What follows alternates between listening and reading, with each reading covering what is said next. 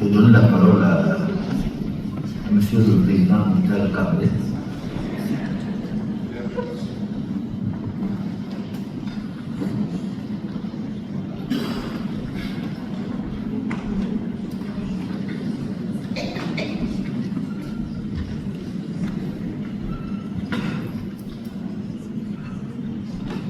Merci, Monsieur le Président.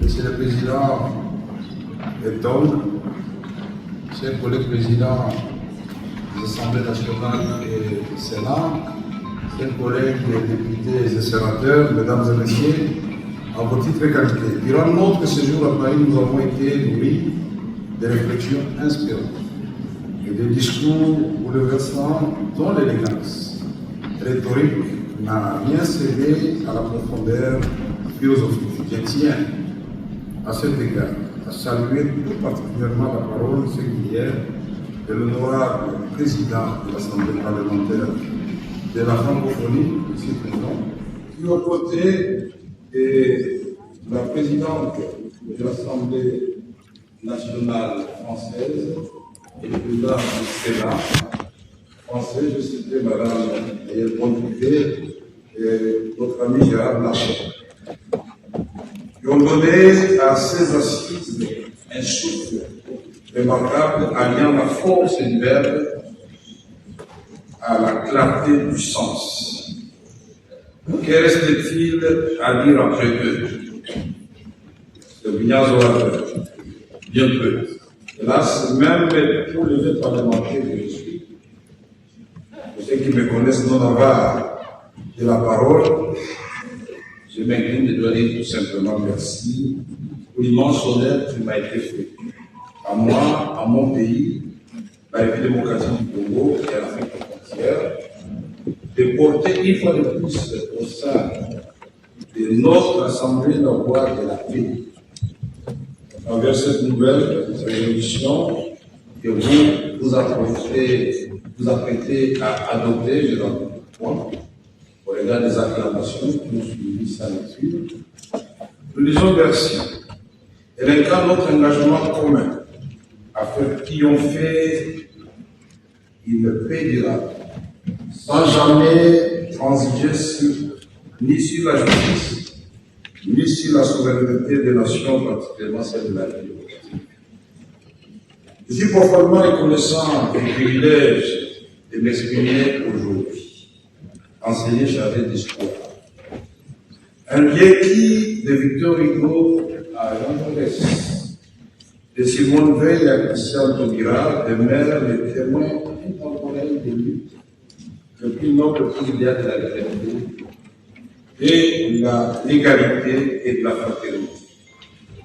Un lieu où résonne l'écho de ce que la langue française a su accomplir par le passé et de la promesse de ce que le peut encore offrir. L'Assemblée des hommes et des femmes de tous les continents, unir sans confondre, conjuguer les différences sans nier les identités, créer des convergences sans étouffer la diversité et promouvoir un dialogue sincère entre les peuples dans la dignité et le respect mutuel. Je vous explique toute ma gratitude. Ce projet de résolution, ou de pédiatrie de résolution, que nous avons porté ensemble, comme il a été dit ici, la République démocratique du Congo et le Rwanda, tous les participants à ces assises, est un acte politique fort, un jalon historique qui témoigne de notre aspiration à une diplomatie parlementaire renforcée, plus active et plus audible dans l'espace francophone. C'est à ce prix que notre Assemblée s'élèvera à la hauteur de la vision de l'auteur Sédar Senghor, lorsqu'il affirme: ce sont les peuples qui, par l'intermédiaire de leurs élus, que nous sommes. Nous serons les gouvernements à aller de l'avant. Ne nous y trompons pas. Notre action commune participe d'une quête de sens et de profondeur. Et nous devons résolument inciter à la francophonie politique dans son cheminement vers la vie. Cette famille à laquelle nous appartenons, c'est la vie sur laquelle nous avons embarqué, la vie sur l'océan, malheureusement, agit. Un monde qui n'a d'immuable que les changements.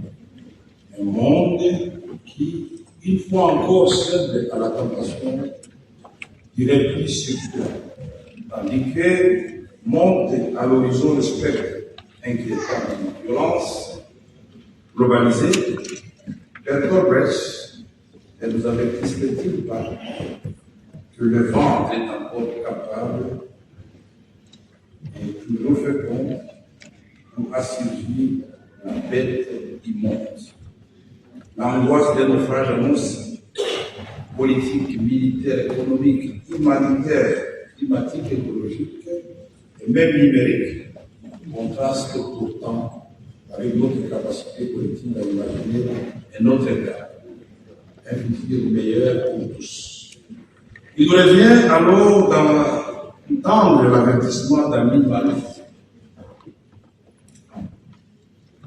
Lorsqu'il déclare ceci, pour la première fois dans l'histoire, nous avons les moyens de débarrasser de l'espèce humaine tous les maux qui l'assaillent pour la conduire sereinement vers une ère de liberté, de progrès sans tâche, de solidarité planétaire et d'opulence partagée. Et nous voilà pourtant lancés à toute allure dans une direction opposée. Mais en agissant comme nous l'avons fait,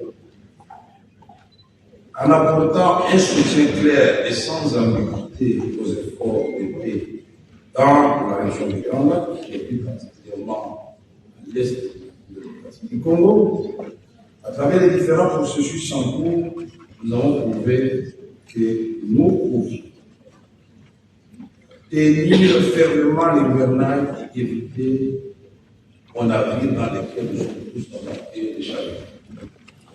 Connaître les naufrages.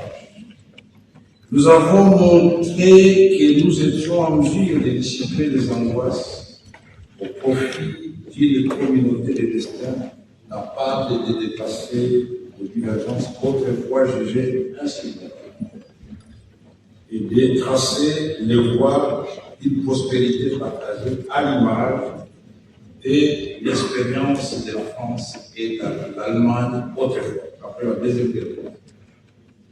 C'est dans cet élan que j'ai remercié le président de la République démocratique du Congo, son Excellence Félix Antoine Tshisekedi, qui n'a pas hésité à cet instant, au nom de la solidarité africaine, solidarité mondiale, d'apporter une subvention substantielle pour l'accomplissement de la mission de l'APF au Sahel. C'est cela aussi l'Afrique que nous voulons.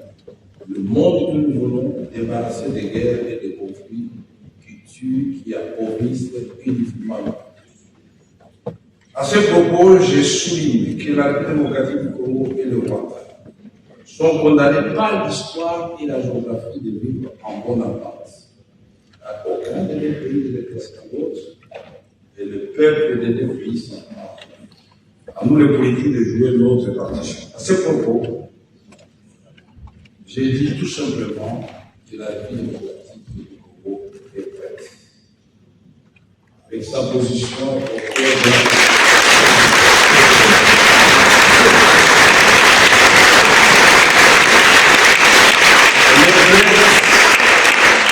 il est prêt à faire la paix avec son voisin, le Rwanda. Il est prêt avec sa jeunesse, ces femmes engagées pour la paix et le développement, ces femmes qui sont les premières victimes de cette guerre injuste que nous imposée à l'est de la République. Pardonnez.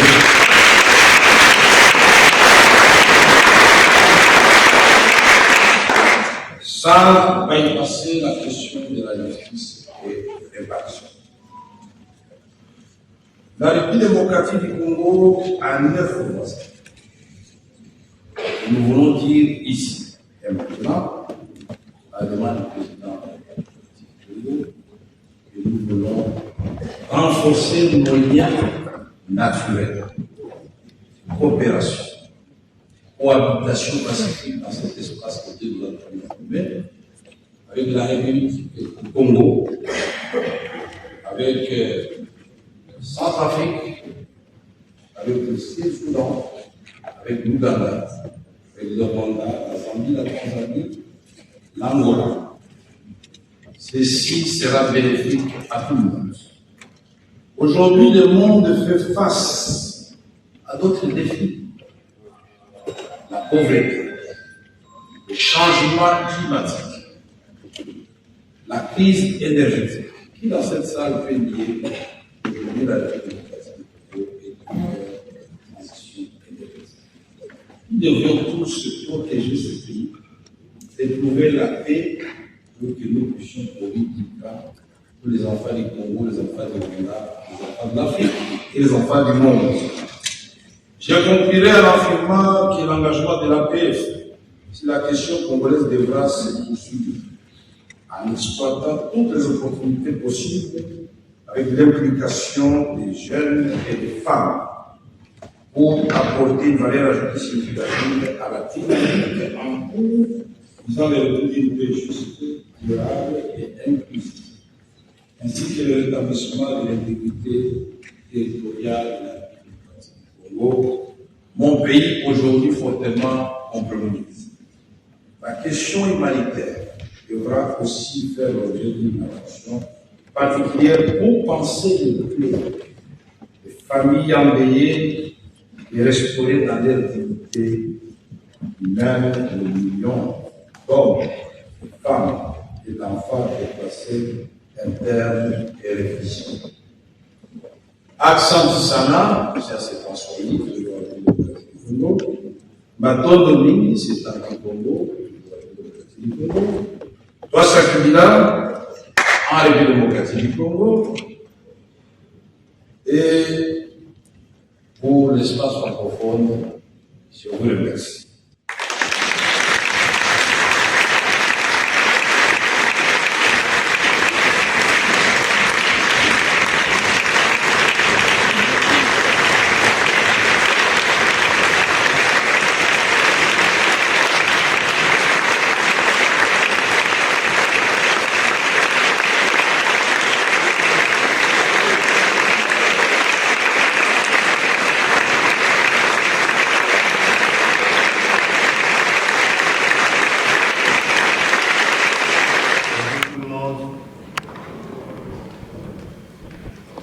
Excellence et le président du Parlement, Excellence et Madame la Présidente de cette session,